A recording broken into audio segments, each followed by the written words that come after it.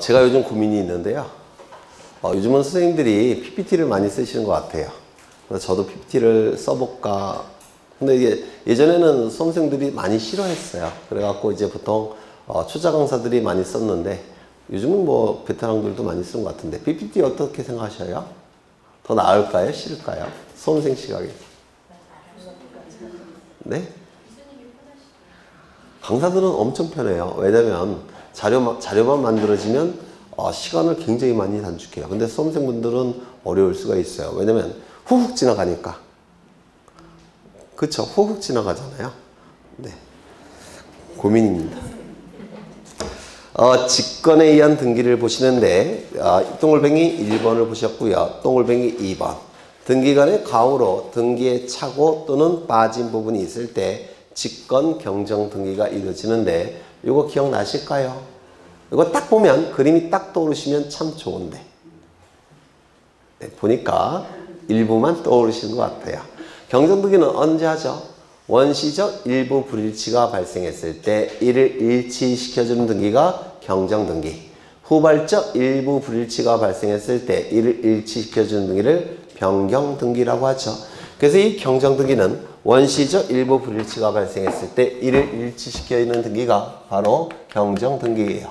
원시적 일부 불일치가 발생했을 때 그 불일치 부분을 고쳐서 일치시켜주는 등기. 이 등기를 경정 등기라고 얘기합니다. 그런데 이 원시적 일부 불일치가 신청인의 잘못에 의해서 발생하는 경우도 있고 신청인의 잘못에 의해서 발생하는 경우도 있고 등기관의 잘못에 의해서 발생하는 경우도 있습니다.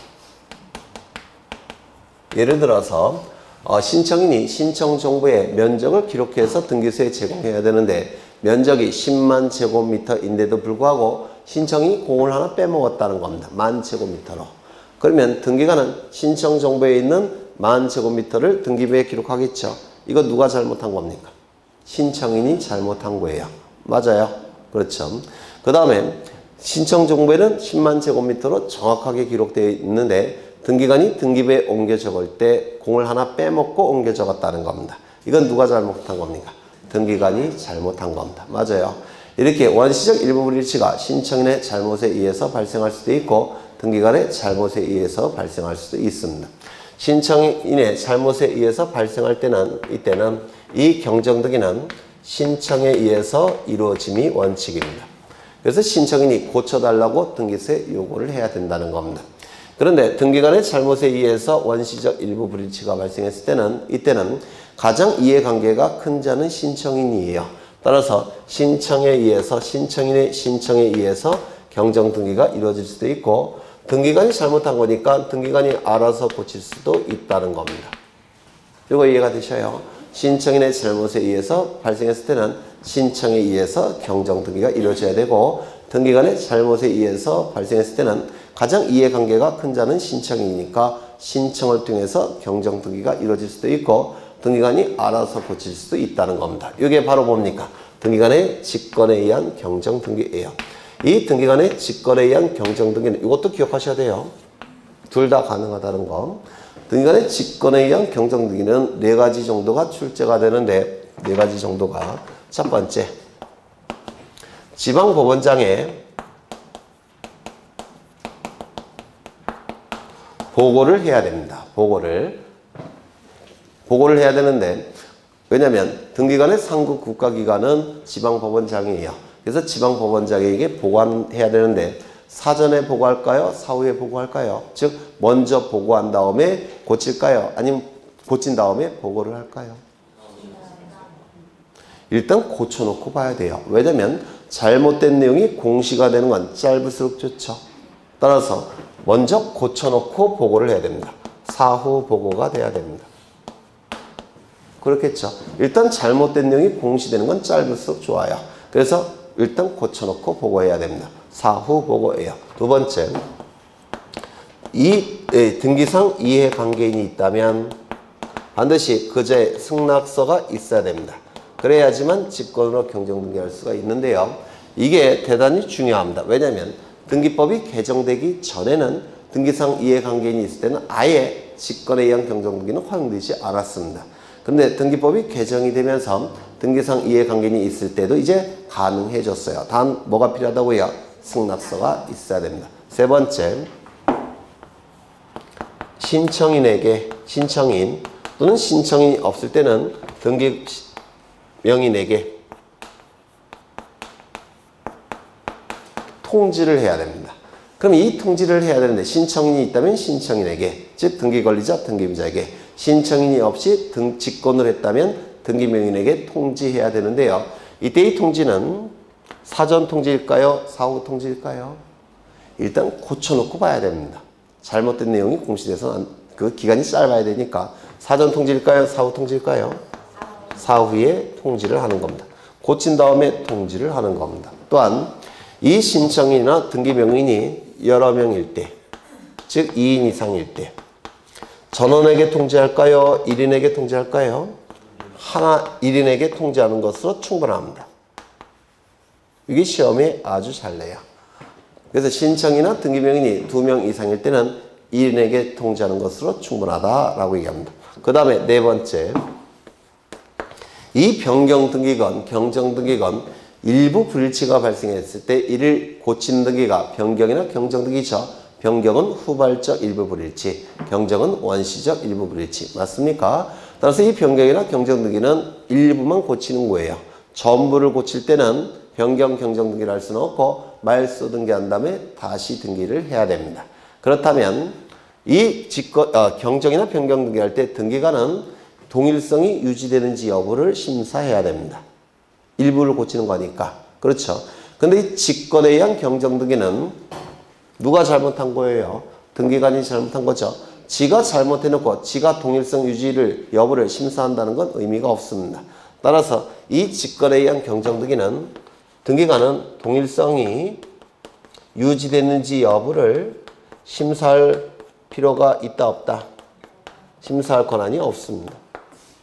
원칙은 변경이나 경정등기는 일부만 고치는 등기니까 고치기 전과 고친 후가 동일성이 유지되는지 여부를 원칙적으로 심사해야 됩니다. 하지만 직권에 의한 경정등기는 동일성 유지 여부를 심사하지 않습니다. 지가 잘못한 거니까. 그렇죠. 그래서 이 네 가지가 자주 출제가 돼요. 그러면 한 줄 읽어보죠. 등기관의 가오로 등기에 차고 또는 빠진 부분이 있을 때의 경정등기는 등기관이 어떻게 한다고요? 직권. 신청도 가능하다고요? 불가능하다고요? 가능한 겁니다. 맞아요? 네. 그 다음에 2번, 3번이네요. 일정한 경우에 변경 등기가 있는데 소유권 이전 등기를 신청함에 있어서 등기명인의 주소 변경 등기. 이거 혹시 기억나실까요? 밑줄치죠? 소유권 이전 등기 밑줄, 주소 밑줄. 지었습니까? 네. 시험에 잘 나온다고 제가 말씀을 드린 적이 있어요. 여기에 이러한 부동산이 있고 소유자가 갑입니다. 등기부에는 어떻게 등기가 됐느냐면 이렇게 등기가 될 거예요.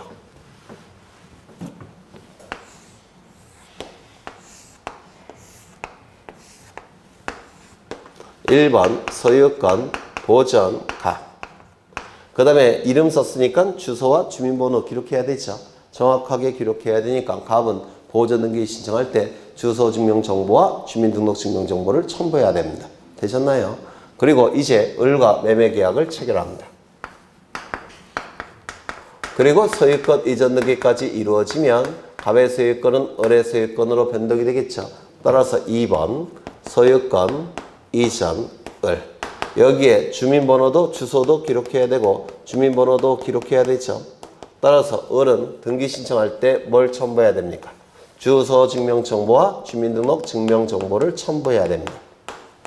맞아요. 그런데 소유권 이전 등기를 신청할 때 등기 의무자도 뭘 첨부한다고 했죠? 주소 증명정보는 첨부한다고 했죠. 왜 주소 증명정보를 첨부할까요?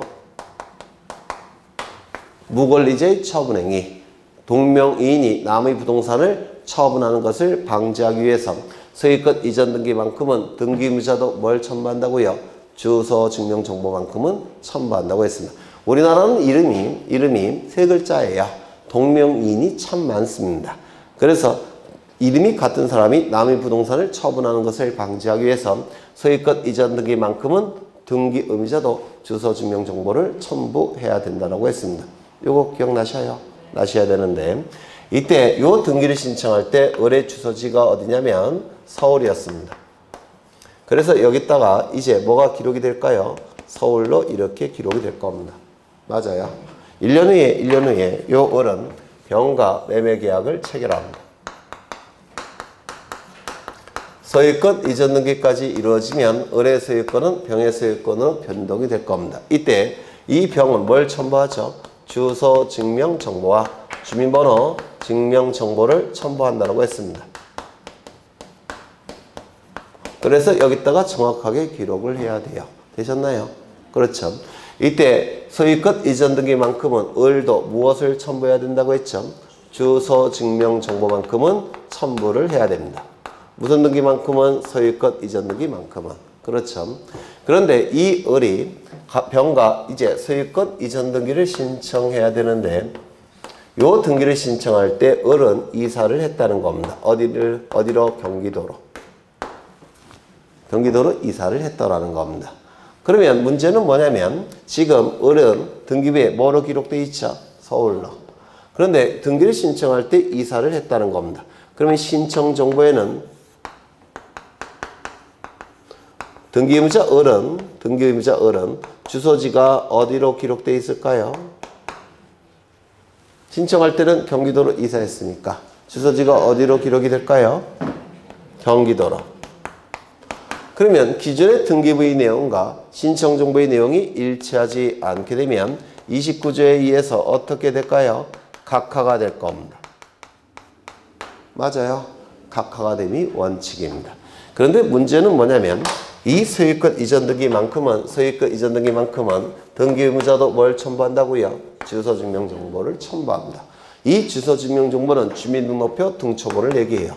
주민등록표 등초본. 그러면 이 주민등록표 등초본에는 이렇게 을이 옛날에는 서울에 살았는데 지금은 경기도로 이사했다는 것이 표시되어 있을까요? 표시되어 있지 않을까요? 표시되어 있겠죠. 맞아요. 그러면 등기관은 이 주소 증명 정보를 보고서 서울에서 경기도로 이사 왔다는 것을 직관적으로 알겠죠. 그러면 등기관은 이거를 각하할 필요 없이 이거를 일치시키는 등기를 등기관이 알아서 할 수가 있다는 겁니다. 구태여 각하하지 말고 직권으로 이 일치시키는 등기를 하라는 겁니다. 그래서 이때는 이렇게 등기가 이루어집니다. 2의 1. 2번 소유권의 등기명의인 표시 변경. 그리고 이제 주소지가 뭐로 고치면 됩니까? 경기도로. 그리고 여기 이렇게 지을 수가 있다는 겁니다. 이거를 직권으로 할 수 있는 이유는 이게 첨부가 됐기 때문에 그래요. 되셨나요? 그러면 직권에 의해서 이 등기가 이루어졌다면 이제 이것이 첨부가 됐으니까 직권에 의한 등기명의 표시 변경 등기가 이루어질 겁니다. 그러면 이제는 이 주소지와 여기 주소지는 일치가 됐네요. 따라서 이 소유권 이전 등기 각할 필요가 있습니까? 없겠죠. 그럼 여기에 등기를 실행하게 될 겁니다. 3번 소유권 이전 병. 이렇게 등기가 이루어지더라는 겁니다. 그러면 이렇게 직권에 의한 주소 변경 등기가 가능했던 이유는 등기의무자 을이 무엇을 첨부했으니까? 주소 증명 정보를 첨부했으니까. 그러면 등기의무자 을이 주소 증명 정보를 첨부할 수 있었던 이유는 무슨 등기이었으니까? 소유권 이전 등기를 신청했으니까. 등기의무자가 주소 증명 정보를 첨부한 것이죠. 맞아요. 따라서 이 소유권 이전 등기의 경우에만 이 등기가 가능한 겁니다. 그리고 이 등기는 뭐만 고치는 등기입니까? 주소만 고치는 등기예요. 되셨을까요? 그러면 지문을 다시 보십니다. 소유권 이전 등기를 신청함에 있어서 등기명의인 표시 변경 등기를 등기관이 직권으로 할 수가 있는 겁니다. 이때는 등기명의인 표시 변경 중에서 무슨 등기만 직권으로 하는 겁니까? 주소만. 그러면 소유권 이전 등기가 아니라 다른 등기를 신청할 때는 직권 주소 변경 등기가 가능하겠습니까? 불가능할 겁니다. 왜요? 등기의무자가 주소 증명 정보를 첨부하지 않으니까. 이거 이해가 되셔요? 네, 이거 여러 번 강조했던 건데 이제는 좀 기억하셨으면 좋을 것 같아요. 그 다음에 2번, 니은번. 지적소관청의 통지에 의한 표시란의 부동산 표시 변경 등기. 이 지적소관청의 통지는 무엇을 얘기할까요? 불부합 통지. 기억나셔요? 불부합 통지를 받은 등기소는 소유권의 등기 명의인이 1월 이내에 부동산 표시 변경 등기를 신청하지 아니할 때 등기관은 뭘 한다고 했죠? 직권에 의한 부동산 표시 변경 등기한다고 했는데 기억나셔요? 불부합 통지를 정말 여러 번 강조했죠. 그래서 거기 옆에 쓰셔요. 지적소관청의 통지 밑줄 치시고 불부합 통지. 불부합 통지할 때는 지적소관청이 등기소가 직권에 의한 부동산 표시 변경 등기를 할 수가 있다라고 했습니다. 그 다음에 행정구역 또는 그 명칭이 변경된 경우. 행정구역이나 그 명칭은 법령에 의해서 바뀐다고 했죠. 기억나셔요? 행정구역이나 그 명칭은 국회에서 만든 법령에 의해서 바뀌는 겁니다. 그러면 어느 시점에 바뀔까요? 법령의 효력이 발생하는 시점에 바뀐 것이죠. 맞아요. 법령의 효력이 발생하는 시점에 행정구역이나 그 명칭이 바뀐 겁니다. 예를 들어서 철산동이 금산동으로 바뀐다는 겁니다. 언제 바뀔까요? 법령의 효력이 발생하는 시점에 철산동에서 금산동으로 바뀌는 겁니다. 그러면 이 행정구역이나 명칭이 들어가는 등기부의 내용은 뭐가 있죠? 표제부의 소재지, 갑굴구의 주소지. 그러면 법령의 효력이 발생하는 시점에 표제부에 기록된 소재지도 바뀐 거고 그 다음에 갑굴구에 기록된 주소지도 바뀐 거죠. 전부 다 뭐로 고쳐야 됩니까? 금산동으로. 요거 이해가 되셔요? 그러면 소유권의 등기명인이 고쳐달라고 신청할 수도 있지만 원칙은 소유권의 등기명인이 신청하는 거예요. 신청. 다만 등기관도 법령의 전문가니까 알아서 고칠 수가 있다는 겁니다. 요거 이해가 되셔요? 그렇죠. 신청에 의해서 변경도 가능하지만 소재지 바꾸는 등기, 주소지 바꾸는 등기를 소유권의 등기명인이 신청할 수 있지만 법령의 전문가인 등기관도 직권으로 고칠 수가 있다는 겁니다. 요거 이해가 되셔요? 네. 그게 바로 행정구역이나 그 명칭이 변경이 됐을 때 등기관이 부동산 표시 변경 등기나 등기명의 표시 변경 등기를 직권으로 고칠 수가 있다는 겁니다. 이해가 되실까요? 되셨죠? 그 다음에 일정한 경우에 말소 등기. 관할을 위반한 등기 29조 제1호 위반. 29조 제2호 위반 뭐죠? 사건이 등기할 것이 아닌 경우. 이때는 당연무효 직권말소 이의신청. 기억나십니까? 이때도 직권말소가 이루어지게 될 겁니다. 그 다음에 가등기에 의한 본등기 후의 중간 처분의 말소 등기. 이것 좀 보겠습니다. 좀 어려워하시는 분이니까 했던 거예요. 이것도. 여기 이러한 부동산이 있고 소유자는 갑입니다. 갑이 소유권자예요. 갑이 을에게 먼저 소유권에 관한 가등기를 합니다. 갑이 을에게 소유권에 관한 가등기를 해준 상태예요. 이게 먼저 이루어졌고요. 두 번째 갑은 병에게 두 번째로 소유권 이전 등기를 했습니다. 병에게 두 번째로 소유권 이전 등기를 한 상태입니다. 그리고 나서 가등기에 의해서 본등기를 합니다. 소유권 이전 등기를 합니다. 이거 빼먹었네. 소유권 이전의 가등기. 그러면 이거는 중간에 이루어진 등기죠. 이게 먼저 첫 번째, 두 번째, 세 번째니까 이게 두 번째니까 소유권 이전의 가등기 후 소유권 이전의 본등기 그 중간에 이루어진 등기죠. 이걸 중간 처분의 등기라고 불러요. 중간 처분의 등기. 그런데 가등기에 의해서 본등기하면 순위는 어느 시점을 기준으로 순위가 결정이 되죠? 가등기 시점을 기준으로 순위가 결정이 되죠. 맞아요. 그러면 결과적으로 볼 때는 이걸 기준으로 순위가 결정이 되니까 갑이 을에게 소유권을 넘겨준 이후에 병에게 또 소유권을 넘겨준 등기를 한 것으로 보여요. 결과적으로. 맞아요. 그러면 이 등기는 소유권이 없는 상태에서 병에게 등기를 해준 것과 같은 결과죠. 맞아요. 그래서 이 등기는 본등기를 할 때 등기관은 이거는 무권리지 처분행위로 간주해서 직권으로 말소합니다. 이거 이해가 되셔요? 두 번째, 여기가 전세권 등기라고 한다면 이것도 을이 먼저 소유권을 취득한 상태에서 갑이 병에게 전세권 등기를 해준 것과 같은 결과죠. 이것도 등기관은 이 등기를 할 때 무권리제의 처분행위로 간주해서 직권으로 말소합니다. 만약에 여기가 저당권 등기라고 한다면 마찬가지죠. 소유권이 을에게 먼저 넘어간 것으로 간주하니까 갑이 병에게 해준 등기는 무권리제의 처분행위로 간주해서 등기관은 이 등기를 할 때 이 등기도 직권으로 말소를 해버립니다. 이거 이해가 되셔요? 이건 전부 다 등기관이 직권으로 말소합니다. 그러면 시간이 이렇게 흘러갑니다. 요 시점은 을의 이름으로 소유권 이전에 가등기가 이루어진 시점이고, 그 다음에 요 시점은 병의 이름으로 이러한 각종 등기가 이루어진 시점입니다. 그 다음에 이 시점은 을의 이름으로 본등기가 이루어진 시점이에요. 그럼 본등기 할 때 이 병명의 등기는 무권리제의 처분행위로 간주해서 등기관이 어떻게 한다고요? 직권으로 말소하게 됩니다. 이거 이해가 되실까요? 그렇죠? 반드시 소유권에 관한 가등기여야 돼요. 그리고 반드시 소유권에 관한 본등기여야 됩니다. 그러면 무권리제의 처분행위로 간주해서 병명의 등기는 등기관이 직권으로 말소합니다.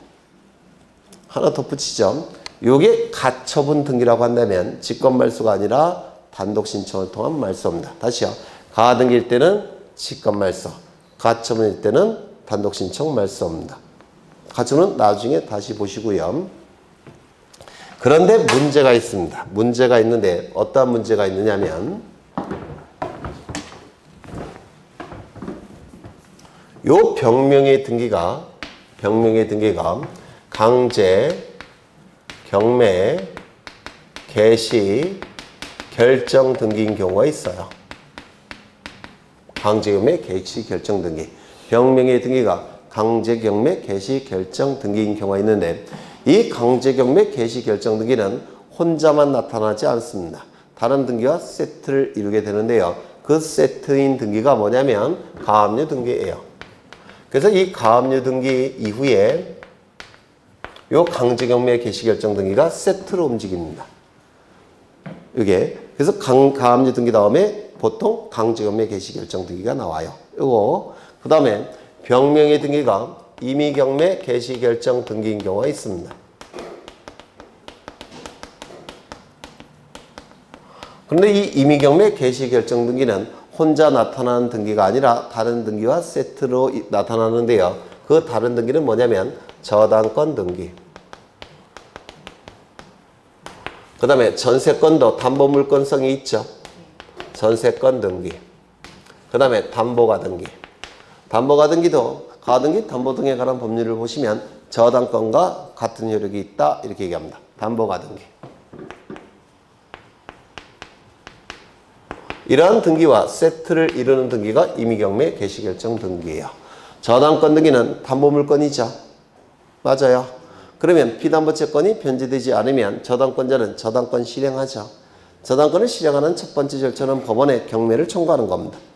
법원에 경매가 청구되면 법원에서는 임의경매 절차를 개시하겠다고 결정을 내립니다. 그리고 등기를 등기소에 촉탁을 하게 돼요. 그래서 저당권 등기를 실행하는 등기가 요 임의경매 개시결정 등기예요. 그러면 이 전세권도 담보물권적 성질이 있죠. 마찬가지로 담보물권을 실행할 때는 법원에 경매를 청구하는 겁니다. 그러면 법원에서는 임의경매 개시결정 등기를 해줍니다. 담보가등기도 저당권과 같은 효력이 있다고 했죠. 따라서 피담보채권이 변제되지 않으면 당연히 경매를 청구합니다. 그러면 법원에서는 임의경매 개시결정 등기를 등기소에 촉탁합니다. 그래서 이 등기는 이 등기와 같이 따라다니는 등기예요. 그 다음에 일반 채권자는 강제 집행할 때 아까 했는데 이거 참 강제 집행하기 위해서는 판결서가 필요하죠. 판결서를 만들기 위해선 시간이 걸리는데 채무자가 처분하게 되면 판결이 있다고 하더라도 강제집행 못하니까 보전소송으로서 가압류를 신청한다고 했죠. 그러면 법원에서는 가압류를 결정하고 그리고 등기소에 가압류도 촉탁한다고 했죠. 그리고 가압류 채권자는 강제경매 절차 들어가죠. 판결서를 받으면. 맞아요. 그래서 이 가압류 등기 다음에는 강제경매 개시결정 등기가 뒤따라 나와요. 그래서 이런 것들이 세트로 움직이는 겁니다. 되셨을까요? 그런데 이 등기들은 세트로 움직이는 건데 이 등기가 가등기 이후에 이루어졌다고 한다면 여기에 해당되는 거니까 이거 다 어떻게 할까요? 직권말소. 맞아요. 그리고 이것도 여기에 해당되니까 직권말소. 맞아요. 그렇죠. 그런데 문제는 뭐냐면 이 등기가 가등기보다 선순위라고 한다면 본등기가 이루어질 때 직권말소 할까요? 안 할까요? 안 해요. 왜? 가등기보다 선순위니까. 맞아요. 그러면 이걸 직권으로 말소하지 않은 상태에서 요걸 직권으로 말소할까요? 안 할까요? 안 합니다. 왜? 세트니까. 요거 이해가 되셔요? 그렇죠. 하나 더. 요 시점에 임차인이 점유와 주민등록을 갖췄습니다. 그러면 이 길 0시부터 뭐가 발생하죠? 대항력이 발생하죠. 그렇죠.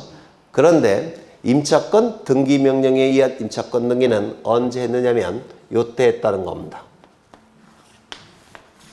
임차권 등기 명령에 의한 임차권 등기는 요때 했습니다. 그럼 임차권 등기 명령에 의한 임차권 등기는 요 시점에 대항력이 발생합니까? 아니면 요때 발생한 대항력이 유지가 되는 겁니까?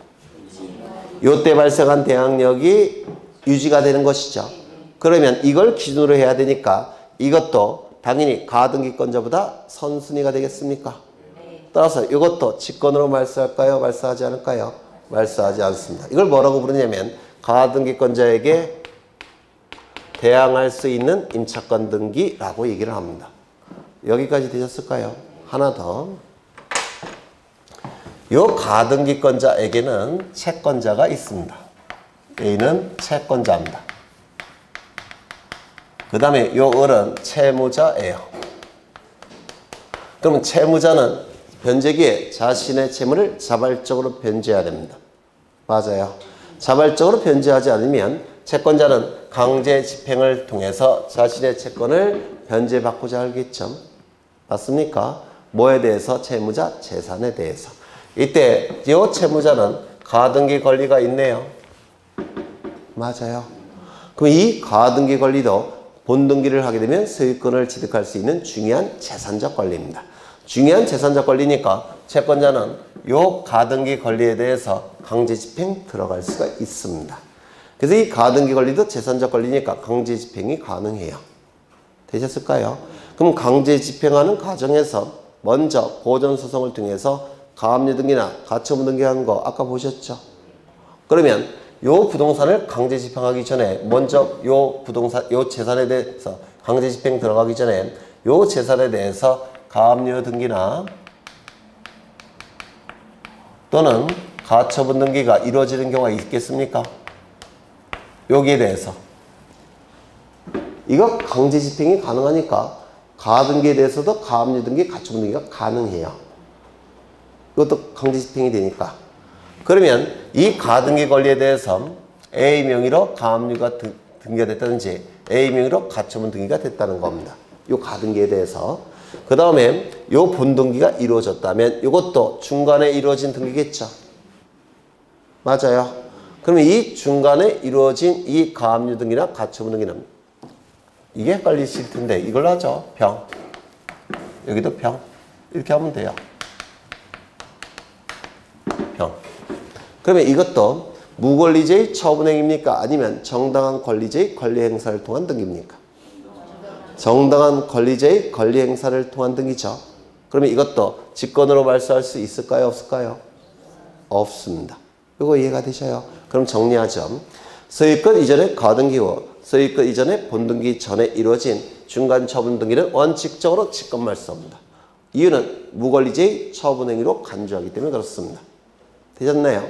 다만 예외적으로 직권으로 말소하지 않는 등기가 4가지가 있습니다. 4가지가. 그 4가지는 첫 번째, 가등기 이전에 이루어진 가압류 등기에 기초한 가등기 이후에 이루어진 강제금의 개시결정 등기. 가등기 이전에 이루어진 저당권, 전세권, 담보가 등기에 기초한 가등기 이후에 이루어진 임의경매 개시결정 등기. 세 번째, 가등기권자에게 대항할 수 있는 임차권 등기. 네 번째, 가등기 자체에 대한 가압류, 가처분 등기. 요 4개의 등기는 직권으로 말소할 수가 없습니다. 이거 얼핏 기억나실까요? 한번 설명드린 적이 있어요. 그렇죠? 또 할 거예요. 나중에 문제 나오면. 그러면 지문을 보시죠. 가등기에 의한 본등기 후에 중간 처분의 등기의 말소 등기는 원칙이 어떻게 말소된다고요? 직권 말소. 다만 4개의 등기는 직권으로 말소할 수 있다 없다? 없다. 그렇죠. 그 다음에 디귿을 보시면 환매에 의한 권리취득 등기 후에 환매 특약 등기의 말소 등기. 이거 기억나실까요? 안 나실까요? 안 나시면 설명드리고요. 물론 안 나겠죠. 설명드리겠습니다.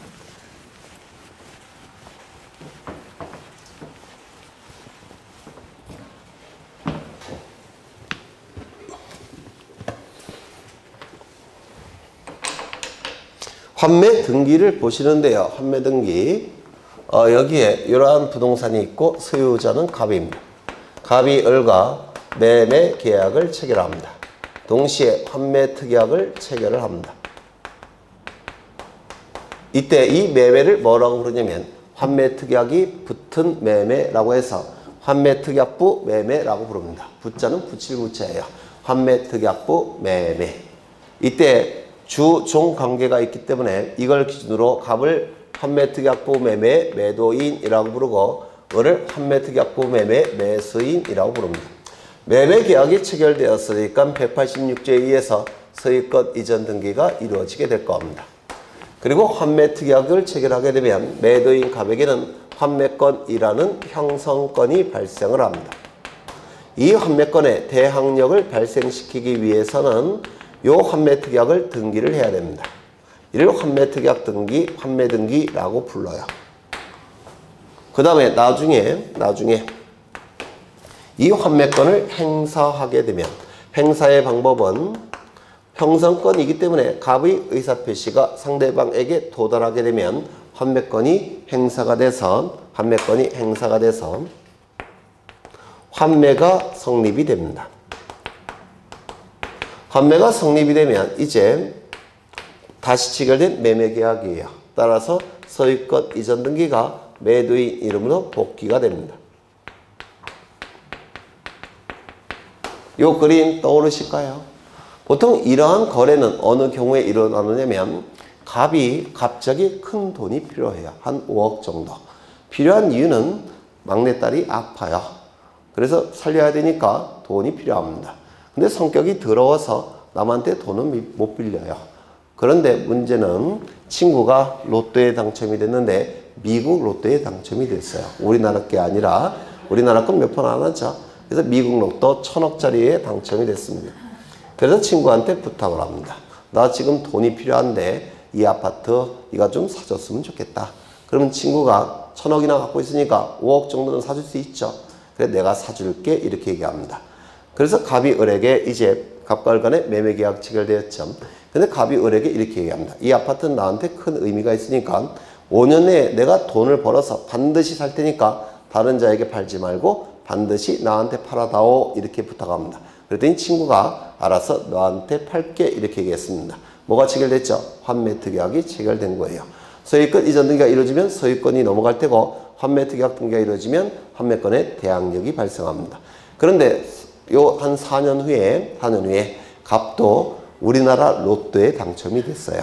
그러면 환매 의사표시 하겠죠. 그리고 환매가 성립이 됐을 겁니다. 그래서 을로부터 등기를 넘겨받으면 소유권을 회복하게 됩니다. 이러한 거래가 이루어지는데요. 이걸 민법에서 뭐라 얘기할까요? 지금 갑은 돈을 구한 거죠. 뭘 담보로? 아파트 소유권을 담보로. 맞아요. 소유권을 넘겨주는 형식으로 담보를 제공하고 돈을 만든 겁니다. 이걸 양도담보라고 불러요. 소유권을 넘겨서 돈을 빌렸다고 해서 양도담보라고 부르고요. 양도담보는 두 가지가 있습니다.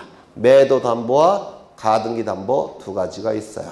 매도담보는 뭐냐면 매매 형식으로 소유권을 넘길 때 매도담보, 가등기 형식으로 소유권을 넘길 때 가등기담보라고 불러요.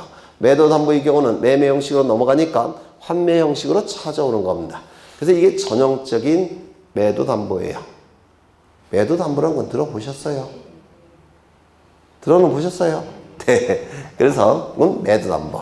그리고 가등기 형식으로 하게 되면 가등기담보. 두 가지를 통틀어서 양도담보라는 겁니다. 여기까지 되셨나요? 이때 이 환매 등기가 말소되는 경우가 있는데요. 원칙은 공동신청을 통해서 말소합니다. 환매 등기는 공동신청을 통해서 말소함이 원칙입니다.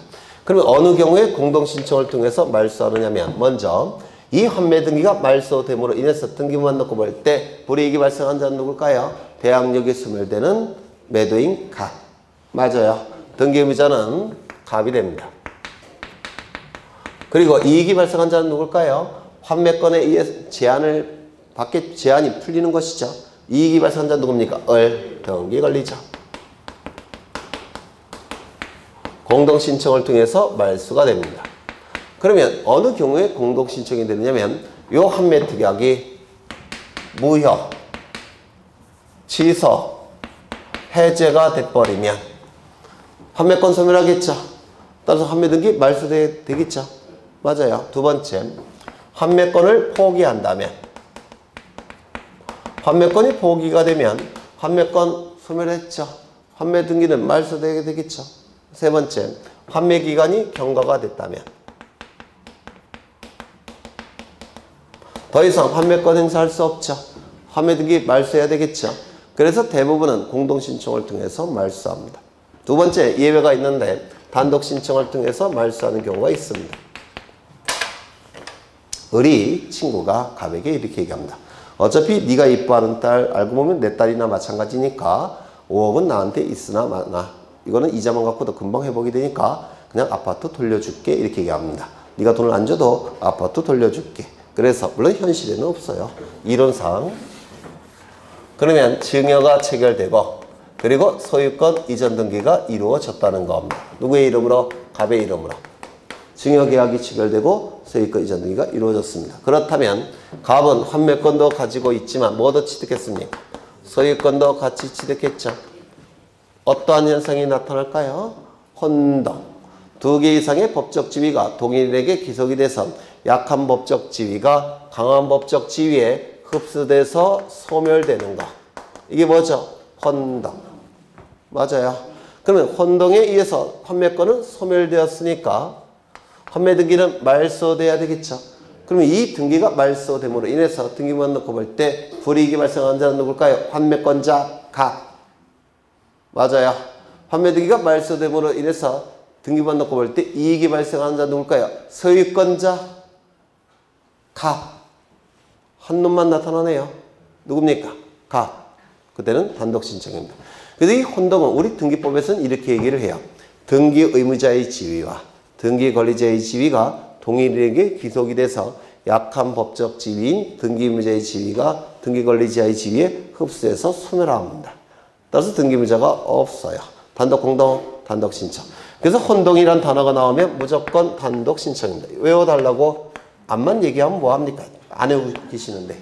네. 혼동이란 단어가 나오면 무조건 단독 신청. 이건 민법에서도 나올 수가 있어요. 좀 기억해 두시고요. 시험과 관련해서는 3번이 제일 중요해요. 직권. 직권 말소. 어느 경우냐면 갑이 환매권을 행사합니다. 행사하는 방법은 형성권이기 때문에 환매 의사표시가 상대방에게 도달하면 이게 환매가 성립이 돼요. 환매가 성립이 되니까 이제 소유권 이전 등기를 갑의 이름으로 해야 되겠죠. 그러면 갑의 이름으로 소유권 이전 등기를 신청하게 되면 얘는 등기 권리자. 을은 등기 의무자로서 소유권 이전 등기를 공동으로 신청할 겁니다. 그러면 등기관은 이 등기를 해줄 때 등기관은 갑의 이름으로 된 환매 등기는 더 이상 필요가 없다는 것을 등기관이 직관적으로 알까요? 모를까요? 네? 알겠죠? 따라서 이때는 등기관이 이 등기를 한 다음에 이거는 직권으로 말세버립니다. 따라서 환매권 행사를 통해서 환매가 이루어지고 환매로 인한 소유권 이전 등기가 실행이 될 때는 환매 등기는 등기관이 어떻게 말소한다고요? 직권 말소. 되셨을까요? 그러면 지문을 보시면 환매에 의한 권리 취득 등기 후에 환매 특약의 말소 등기는 어떻게 된다고요? 직권 말소.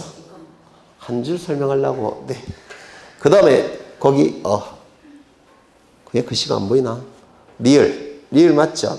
장기간 방치된 저당권 등의 말소 등기 나와 있는데 뭐 이거는 거의 출제될 가능성이 없는데 책에 놨네요. 1980년 12월 31일 이전에 저당권, 질권, 압류, 가압류, 가처분, 파산, 경매, 개시결정 등은 2006년도 1월 1일부터는 90일 내에 권리신고가 없는 경우는 직권으로 말소하는데요. 왜 직권으로 말소할까요? 여러분 민법 실력이 있으면 당연히 알고 계셔야 되는데. 네. 저당권, 힌트, 저당권, 피담보 채권이 있죠. 질권, 피담보 채권이 있죠. 압류, 금전 채권자죠. 맞아요. 그 다음에 가처분, 금전 이외의 권리의 채권자죠. 그 다음에 파산. 파산은 뭐죠? 채무자가 채권보다 채무가 더 많을 때. 그래서 적국재산보다 소국재산이 더 많을 때 파산 선고를 받습니다. 그 다음에 경미개시 등기. 이것도 채권이 있겠죠. 맞아요. 그런데 이 채권이 1960년 12월 30일 60년인가 80년 1980년 12월 31일 이전에 채권이라는 겁니다. 1980년 12월 31일 이전에 발생했던 채권이라는 뜻이에요. 그런데 몇 년 후에 2006년도 후에 그러면 뭐가 나타날까요? 맞습니다. 소멸시효. 소멸시효가 완성이 됨이 확실하기 때문에 이때는 등기관이 직권으로 말소할 수가 있다는 겁니다. 요거 이해가 되셔요? 이 정도 기간이면 소멸시효가 완성이 된 겁니다. 왜? 일반 채권은 소멸시효 기간이 몇 년이죠? 10년. 물권도 소멸시효 기간이 몇 년이죠? 20년. 가장 길어봤자 20년입니다. 몇 년이 지났나요? 25년. 맞아요. 따라서 채권의 소멸시효가 완성이 됐을 테니까 등기관이 알아서 말소할 수가 있다는 겁니다. 요거 이해가 되실까요? 되셨죠? 그 다음에 토지 수요권이란 소유권 이전 등기 시 다른 권리의 직권 말소. 이거 기억나셔요? 안 나셔요? 안 나시는 분 손 들어보셔요. 나시는 분 손 들어보셔요. 네, 그러면 또 해야죠.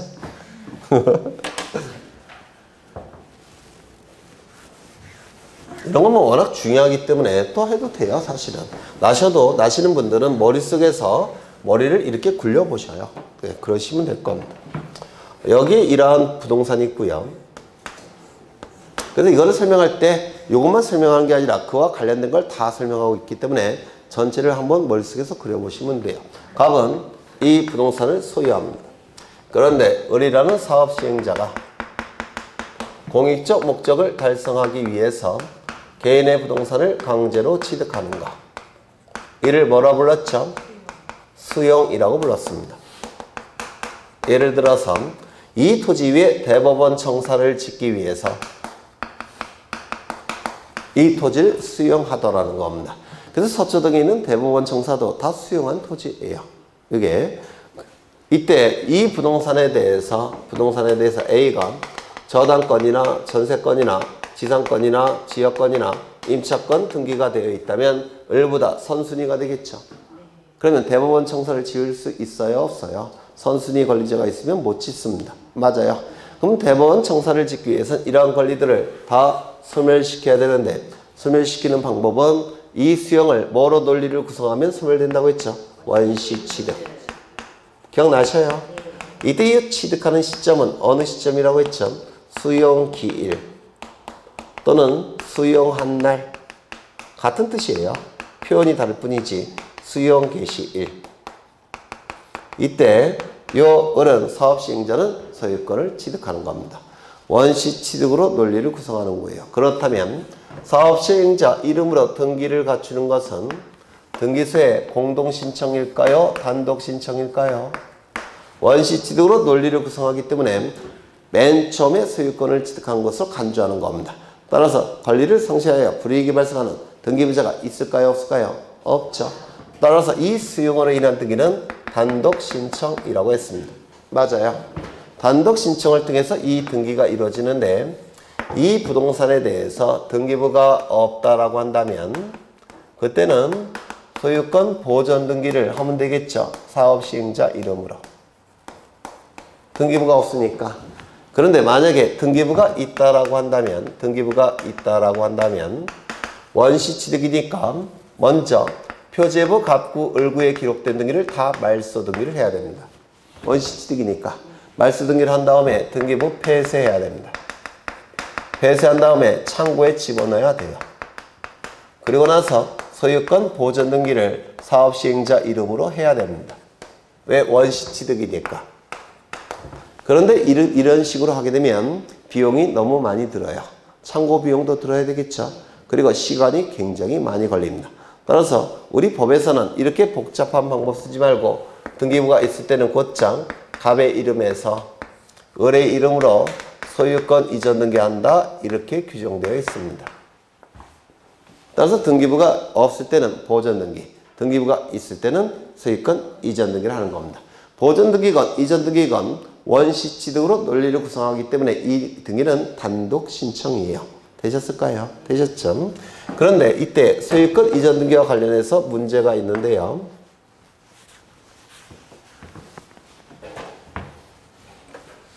시간이 이렇게 올라갑니다. 시간이 이렇게 올라가는데 요 시점은 수용 기일입니다. 그리고 요 시점은 사업시행자 이름으로 소유권 이전 등기가 이루어진 시점이에요. 시간적인 갭이 존재할 겁니다. 그러면 요 시점부터는 소유권은 누구에게 넘어갔습니까? 을에게. 수용 기일부터 을이 소유자죠. 원시 취득했죠. 그렇죠.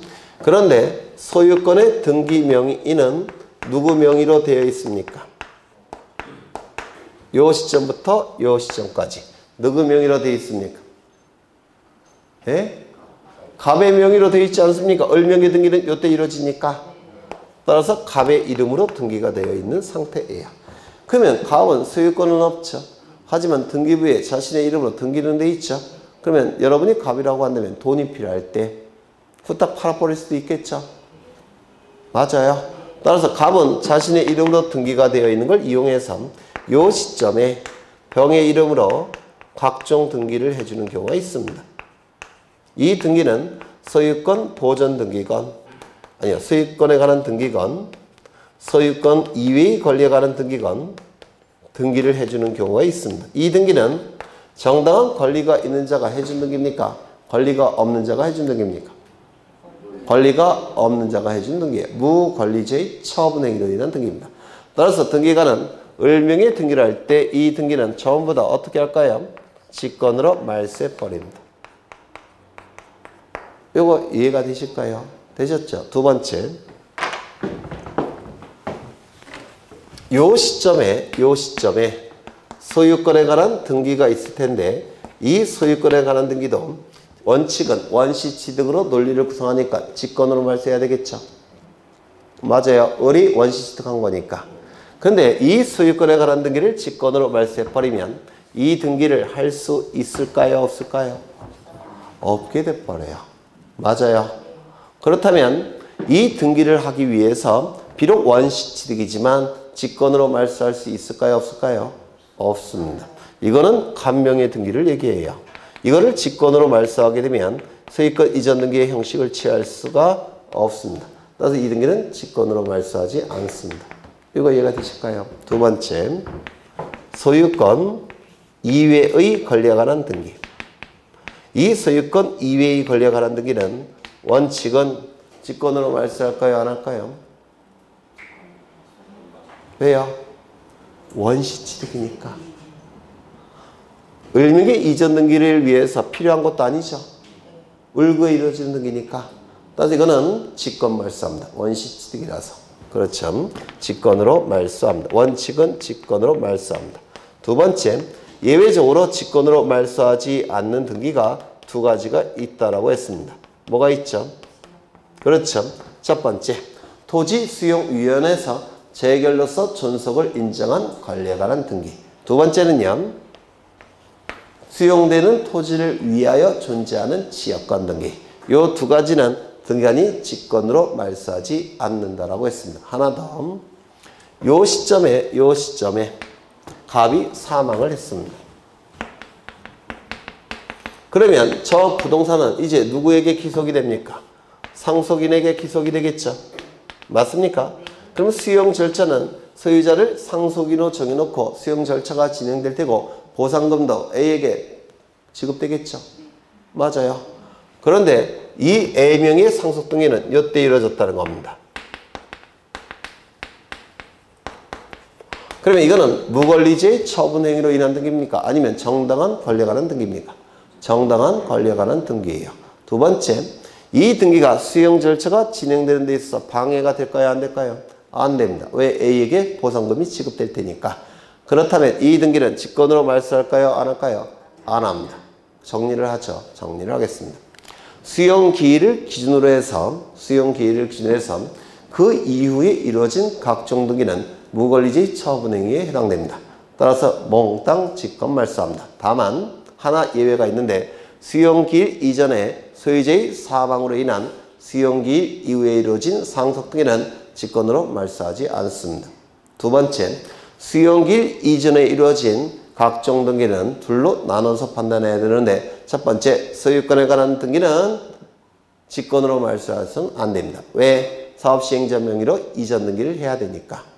두 번째, 소유권 이외의 권리에 관한 등기는 원칙은 직권으로 말소합니다. 이유는 원시취득이니까. 다만 두 개의 등기는 직권으로 말소하지 않는데 첫 번째, 토지수용위원회에서 재결로서 권리 존속을 인정한 권리의 등기. 두 번째, 수용되는 토지를 위해 존재하는 지역권 등기. 두 가지는 직권으로 말소하지 않습니다.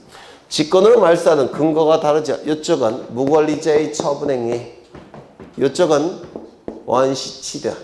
그걸 먼저 이해를 하셔야 돼요. 이해가 돼야지만 이게 기억이 나실 겁니다. 그러면 질문을 보죠.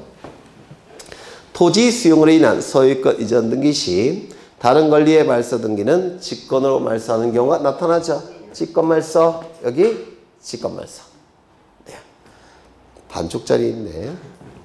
그 다음에 말소 등기 시 말소될 권리를 목적으로 한 제3자의 권리의 등기. 이거 뭔지 머릿속에 탁 떠오르실까요? 안 떠오르실까요? 네, 안 떠오르시겠죠? 네. 하겠습니다.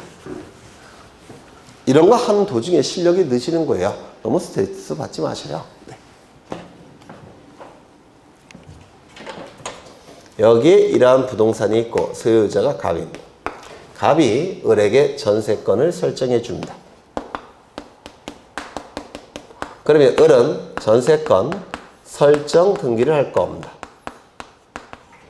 이 전세권 설정 등기는 소유자 갑으로부터 첫 번째 도출됐으니까 주등기일까요? 부기등기일까요? 주등기. 그렇죠. 그런데 을은 돈이 필요해요. 돈이 필요해서 병으로부터 돈을 빌립니다. 얼마를 빌렸느냐면 5억 원을 빌립니다. 그냥 빌려줄까요? 안 빌려줄까요? 안 빌려주겠죠. 담보를 요구할 겁니다. 그래서 을은 병에게 저당권 설정해 줄 수 있습니까? 전세권도 담보로 제공할 수 있죠. 전세권부 저당권, 지상권부 저당권, 소유권부 저당권. 맞아요. 그래서 이 을은 병에게 자신의 전세권에 대해서 저당권을 설정해 줄 겁니다. 그럼 병이 취득하는 권리는 뭐죠? 전세권부 저당권 설정 등기를 할 테고 저당권을 취득할 겁니다. 이 등기는 소유자 갑으로부터 몇 번째일까요? 두 번째. 따라서 무슨 등기? 부기 등기가 될 겁니다. 되셨나요? 이때 이 전세권 설정 계약에서 정한 존속기간이 종료가 됐다는 겁니다. 존속기간이 종료가 됐다면 이 전세권은 어떻게 되죠? 소멸이 될 겁니다. 맞아요. 그러면 이 전세권 설정 등기는 말소가 돼야 되는데 이 등기가 말소됨으로 인해서 등기부만 놓고 볼 때 이익이 발생한 자는 누굽니까? 갑등기 권리죠. 불이익이 발생하는 자는 누굴까요? 을도 불이익이 발생하고 병도 불이익이 발생합니다. 주등기가 말소가 되면 부기등기는 존재할 수가 없어서 등기관이 직권으로 말소합니다. 맞아요. 따라서 이것도 직권으로 말소하니까 을도 손해가 발생하고 병도 손해가 발생하는데요. 당사자 중에서 손해가 발생한 자를 등기 의무자라고 불러요. 제3자 중에서 손해가 발생한 자를 등기상 이해관계인이라고 부릅니다. 그럼 전세권 설정 등기에 있어서 당사자는 누굽니까? 갑과 을. 따라서 을은 뭐가 될까요? 등기 의무자. 얘는 뭐가 될까요? 손해가 발생하는 자니까 이러한 자를 등기상 이해관계인이라고 부릅니다. 이때 갑과 을은 등기소에 가서 등기에 말소 등기를 공동으로 신청하죠. 이 말소 등기 신청할 때 등기상 이해관계인이 있다면 이 말소 등기 신청할 때 등기상 이해관계인에 뭐가 필요합니까? 승낙서 또는 재판서 등본이 필요할 겁니다. 이러한 서류가 첨부가 되면 갑과 을이 신청할 때 등기관이 이 등기를 말소해도 될 겁니다. 맞아요. 그럼 이 등기가 말소가 된 주등기가 말소가 됐으니까 부기등기 존재할 수 없죠. 따라서 이 등기도 승낙서가 첨부가 됐으니까 등기관이 어떻게 할까요? 직권으로 말소하는 겁니다. 맞아요. 그러면 지문을 다시 한번 읽어보죠. 지문을. 말소 등기 시 말소될 권리를 목적으로 하는 이거 등기, 권리에 관한 등기. 말소될 권리를 목적으로 하는 권리에 관한 등기. 이것도 등기관이 어떻게 말소한다고요? 직권으로 말소가 되는 겁니다. 되셨을까요?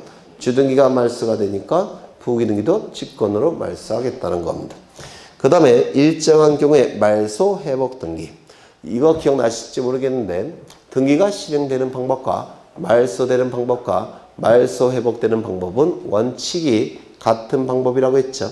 공동신청이면 공동신청, 공동신청. 직권에 의한 등기는 말소도 직권, 회복도 직권. 명령에 의한 등기면 말소도 명령, 회복도 명령. 촉탁이면 촉탁, 촉탁. 기억나셔요? 그러면 지문을 보시죠. 가등기에 기한 본등기 후 본등기가 가등기에 기해서 본등기가 이루어지는 경우 중간 처분 등기는 어떻게 말소되죠? 직권 말소가 원칙이었죠. 맞아요. 그런데 본등기를 말소했다면 그 직권으로 말소된 건 어떻게 회복을 시킬까요? 직권으로 말소 회복을 시킬 겁니다. 맞아요. 그렇죠. 2번 니은 등기간의 가호로 부적법하게 말소된 등기의 말소 회복 등기. 등기간의 가호로 직권으로 말소했죠. 그럼 말소 회복도 어떻게 할까요? 직권으로 말소 회복을 할 겁니다. 이거 이해가 되실까요? 그렇죠. 그 다음에 6번 지역권 설정 등기 시 유효역지 지역권 등기는 등기관이 어떻게 했죠? 한 분만 기억나셔요? 유효역지 지역권 등기는 등기관이 어떻게 합니까? 직권이죠. 이거 설명드려야 될까요? 네? 안 드려도 돼요? 이따가 남들이 욕하는 거 아닐까요? 이거 기억 안 나셔요? 나시죠? 네. 그 다음에 대직권이라는 뜻의 등기는 토지 등기 기록 해당 구에 등기관이 어떻게 하죠? 직권으로 했죠. 맞아요. 그렇죠? 네. 그럼 말소도 직권으로 해야 될 겁니다. 그 다음에 법원의 명령에 의한 등기는 어떻게 이루어지죠? 어느 절차에서 나타나죠? 이신청 절차. 맞죠? 네. 그 다음에 등기 신청 행위가 나오는데요. 보겠습니다. 네, 그래도 다 했네.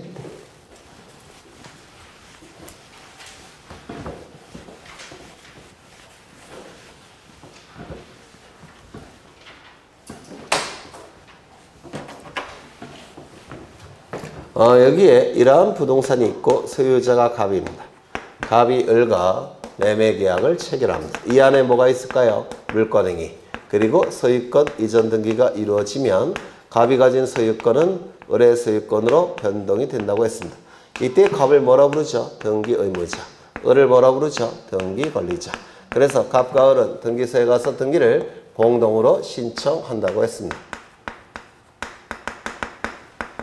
이때 요 등기 신청 행위가 유효해야지만 등기관은 등기를 해주겠죠.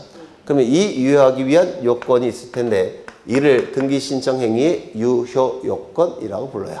등기 신청 행위의 유효 요건. 이 등기 신청 행위 유효 요건은 세 가지가 있는데 첫 번째. 요 갑과 을은 등기를 신청할 때 일정한 능력을 갖춰야 됩니다. 능력이 있어야 돼요. 두 번째, 갑과 을은 등기를 신청할 때 진짜 의사를 통해서 등기를 신청해야 됩니다. 진에 의해서 등기를 신청해야 될 겁니다. 세 번째, 등기를 신청하는 행위는 국가기관인 등기관에게 국가기관인 등기소에게 등기를 요구하는 행위니까 공법성의 법률행위예요. 공법성의 법률행위는 민법에서 보신 바대로 일정한 방식을 갖춰서 등기를 신청해야 됩니다. 요 세 가지 요건을 등기 신청 행위의 유효 요건이라고 부릅니다. 되셨나요? 그러면 이러한 요건을 구비하지 않았을 때 그 등기는 유효한가? 문제가 되는데 29조 1호 위반, 관할 위반, 29조 제2호 위반, 등기신청 사건이 등기할 것이 아닌 경우 그때는 당연무효 직권말소 이의신청 3호부터 11호까지는 당연무효도 아니고 직권말소할 수도 없고 이의신청을 통해서 말소할 수도 없다고 했죠. 기억나셔요? 그때 요 능력은 세 가지 능력이 있다라고 했죠. 첫 번째, 권리 능력이 있어야 됩니다.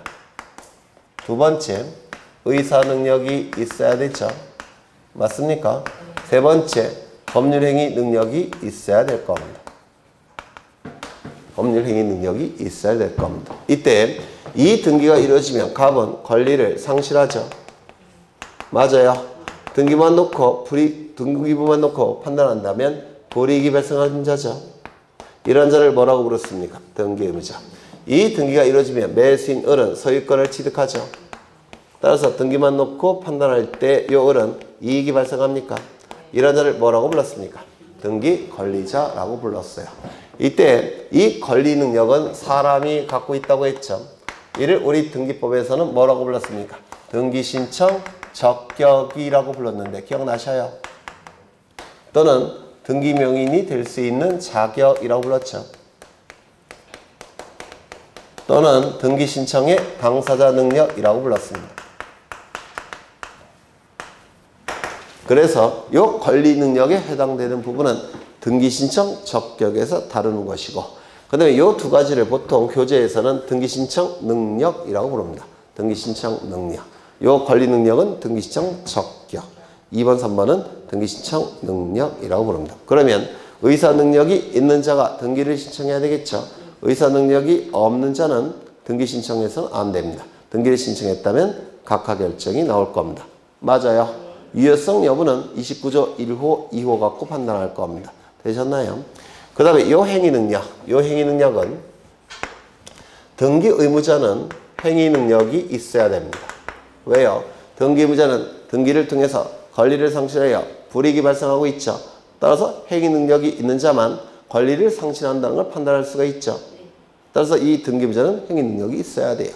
그런데 등기 권리자는 등기를 통해서 권리를 취득하여 이익이 발생하는 자죠.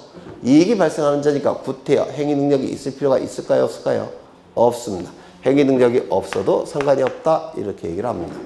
되셨을까요?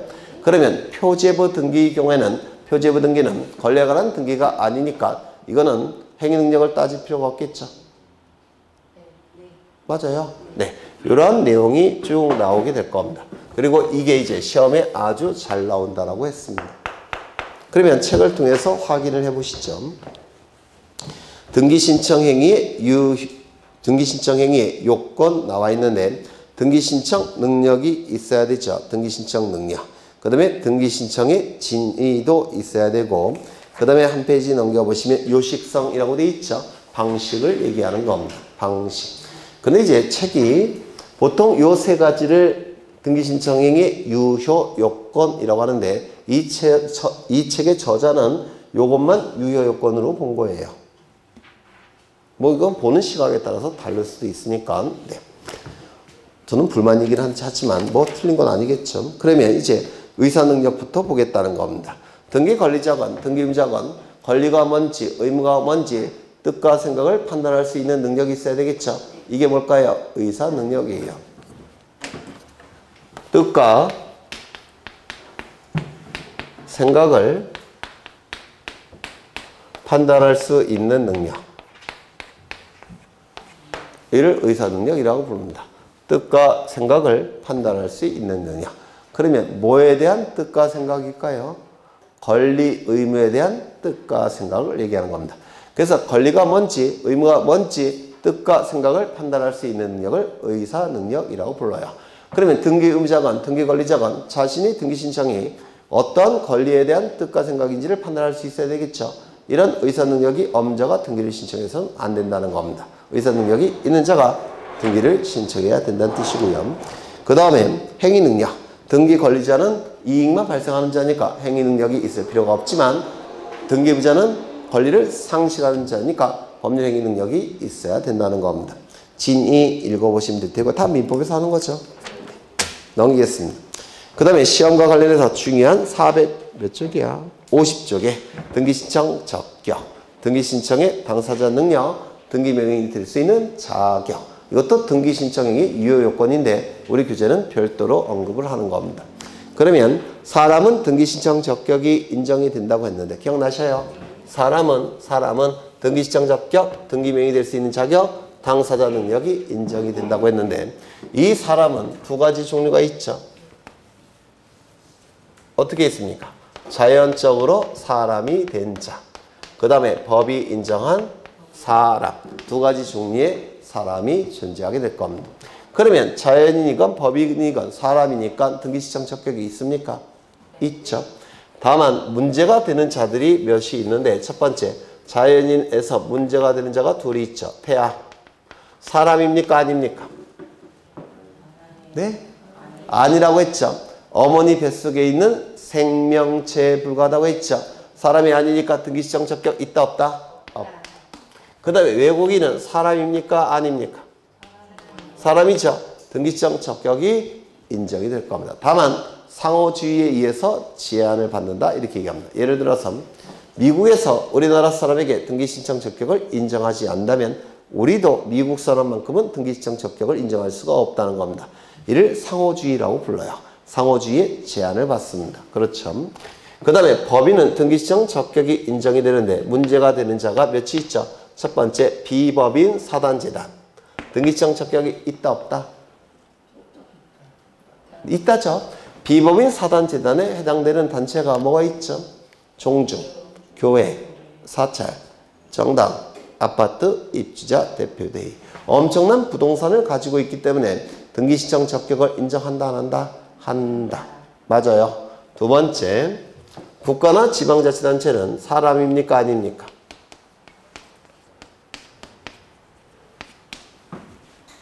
국가나 지방자치단체. 헌법에서 국가나 지방자치단체는 사람으로 봐요. 국가 법인, 지방자치단체 법인. 이렇게 법인으로 봅니다. 따라서 등기신청 적격이 있다 없다? 있다. 등기부에 이름을 올릴 수가 있습니다. 다만 이 지방자치단체 중에서 문제가 되는 자들이 있는데 누가 있죠? 읍, 면, 동, 리. 얘네는 지방자치단체이다 아니다? 아니다. 따라서 등기부에 이름을 올릴 수 있다 없다? 없다. 그런데 동과 리는 좀 조심하시라고 했죠. 동과 리 주민들이 마을회관을 소유할 목적으로 비법인 사단을 설립해서 마을 이름을 갖다 쓰는 경우가 있다고 했죠. 그때는 동과 리가 행정기관을 의미하는 것이 아니라 비법인 사단을 얘기한다고 했죠. 따라서 이때는 등기신청 적격이 인정된다고 했습니다. 그 다음에 세 번째, 뭐가 있죠? 학교. 학교는 등기부에 이름을 올릴 수 있습니까? 없습니까? 없다고 했죠. 학교는 각종 시설로 구성된 물건이라고 했는데 기억나셔요? 물건이니까 사람이 아니에요. 학교 이름으로 등기부에 이름을 올릴 수가 없습니다. 물건이니까 소유자 이름으로 등기부에 이름을 올린다고 했죠. 국립학교라고 한다면 소유자는 국가, 공립학교라고 한다면 소유자는 지자체, 사립학교라고 한다면 규모가 큰 건 학교법인, 규모가 작은 것은 개인. 맞아요. 그 다음에 네 번째, 민법상 조합. 등기부에 이름을 올릴 수 있습니까? 없습니까? 없다. 그렇죠. 네. 얼핏 기억이 나실까요? 네, 얼핏 나시면 돼요.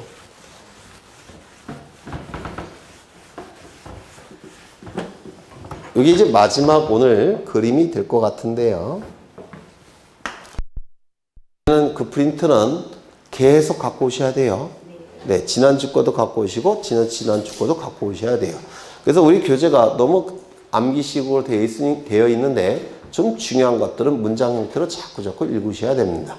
그래야지만 기억에 나오셔요. 그래서 제가 엄청 고생해서 두껍게 글씨 처리도 1시간이나 걸려서 네, 그 문구에 유념하시면서 읽으시면 될 겁니다.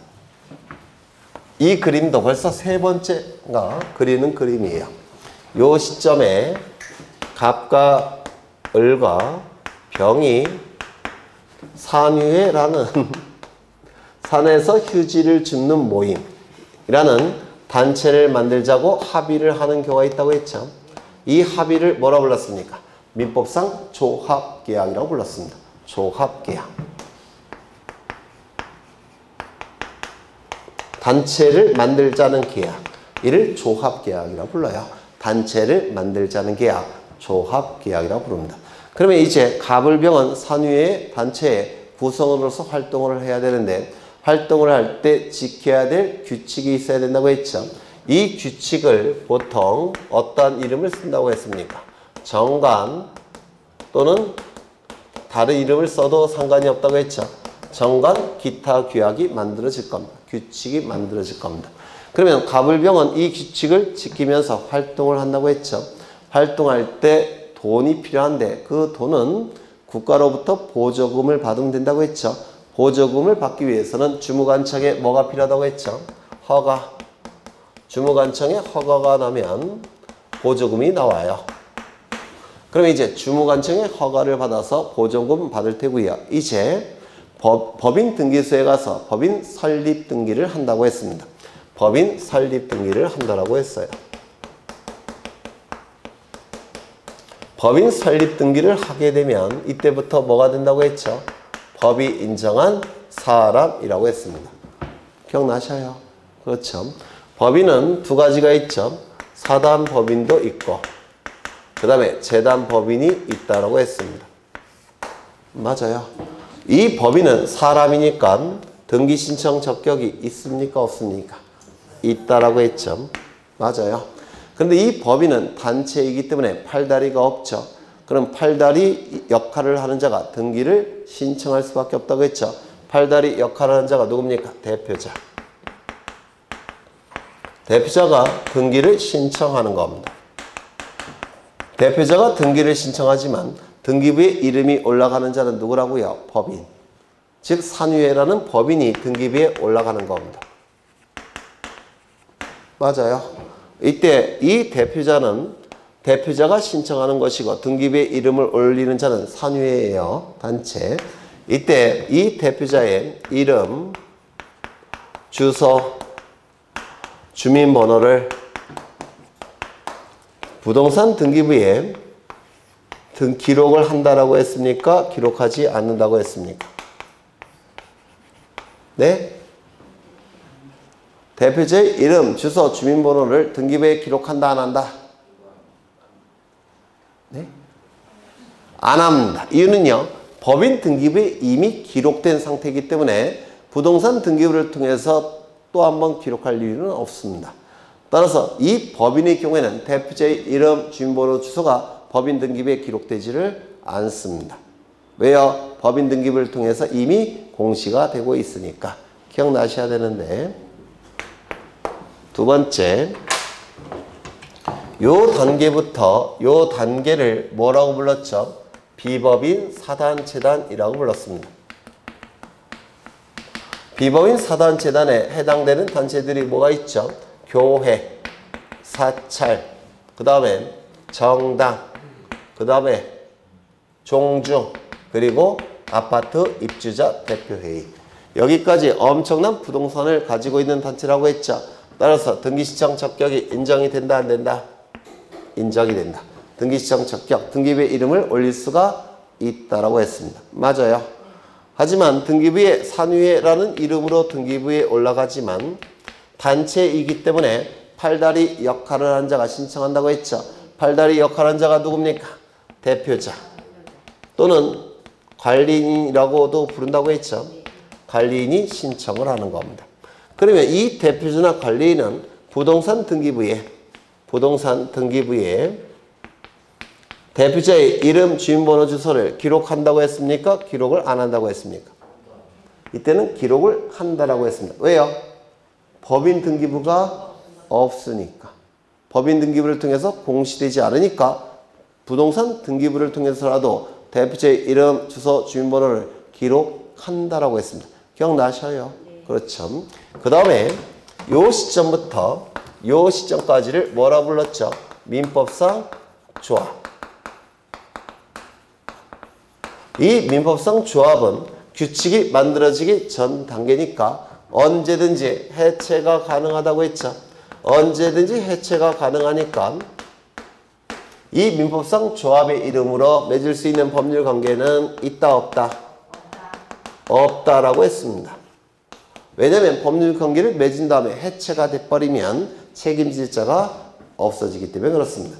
따라서 민법상 조합의 이름으로 맺을 수 있는 법률 관계는 우리나라에 단 하나도 없습니다. 되셨을까요? 그러면 이 규칙이 만들어진 다음에는 등기신청 적격이 인정이 되고 규칙이 만들어지기 전 단계는 등기신청 적격이 인정이 안 되고 있네요. 그러면 결국은 뭐 갖고 등기신청 적격 여부를 판단합니까? 규칙, 즉 정관, 기타, 규약 여부로 판단합니다. 이때 이 정관, 기타, 규약을 우리 민법에서는 뭐라 부르죠? 단체의 실질이라고 불렀습니다. 단체의 실질이라고 불러요. 이 규칙을. 그럼 단체의 실질이 있다면, 즉 규칙이 있다면 등기신청 적격이 인정되는 것이고 단체의 실질, 즉 규칙이 없다면 등기신청 적격을 인정하지 않는다고 했죠. 즉 명칭 갖고 판단하는 게 아니라고 했습니다. 명칭 갖고 판단하는 게 아니니까 농업협동조합은 등기신청 적격이 있다, 없다? 네? 명칭 갖고 판단하는 게 아니라니까요. 규칙이 있느냐 없느냐 갖고 판단하는 거라니까요. 농업협동조합은 규칙이 있을까요, 없을까요? 있어요. 농업협동조합은 법인입니다. 등기까지 해요. 노동조합은 규칙이 있을까요, 없을까요? 있습니다. 노동조합도 여기에 해당됩니다. 등기까지 합니다. 아파트 재건축조합은 규칙이 있을까요, 없을까요? 있죠. 아파트 재건축조합도 여기입니다. 다 등기신청 적격이 인정이 됩니다. 이거 얼핏 이해가 되셔요? 되셨죠? 네. 그렇다면 비법인 사단재단이 등기부에 이름이 올라가기 위해서는 대표자나 관리인이 등기를 신청하죠. 맞아요.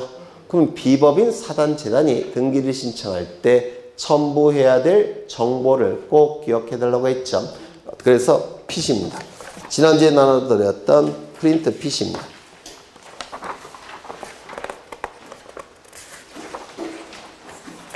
피셨습니까? 거기 3쪽을 가보시죠.